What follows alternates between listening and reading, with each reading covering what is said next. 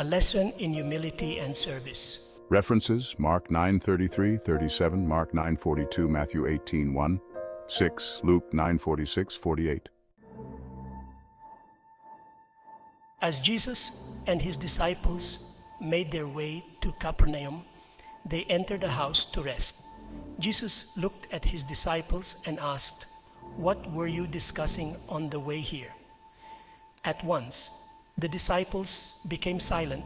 They shifted uncomfortably, knowing they had been arguing about which of them was the greatest.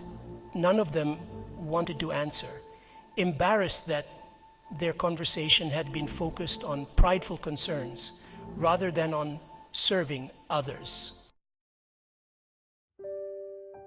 Sensing the opportunity to teach them a valuable lesson, Jesus called over a young child who was nearby. He placed the child in the middle of the group and said to his disciples, "Truly I tell you, unless you change and become like little children, you will never enter the kingdom of heaven. Whoever takes the lowly position of this child is the greatest in the kingdom of heaven." Jesus' words made the disciples reflect on the true meaning of greatness. Here was a child, unassuming and humble, content simply to be in the presence of others without seeking status. Then Jesus continued, "Whoever welcomes one of these little children in my name welcomes me, and whoever welcomes me does not welcome me only, but also the one who sent me." The disciples began to realize that greatness in God's kingdom wasn't about their position or status, but about their willingness to serve others with a pure and humble heart, just as a child would. But Jesus' tone grew serious as he looked at them. "If anyone causes one of these little ones, those who believe in me, to stumble, it would be better for them to have a large millstone hung around their neck and to be drowned in the depths of the sea." His words struck a chord.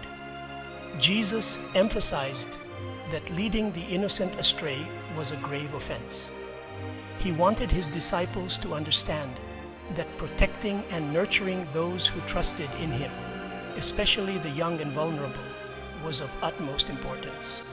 He continued, "If anyone causes one of these little ones who believes in me to sin, it would be better for him to be thrown into the sea with a large millstone tied around his neck." The disciples could feel the weight of Jesus' words. He was calling them to a high standard of love, care, and responsibility for the young believers and those who looked up to them. Jesus' message became clear.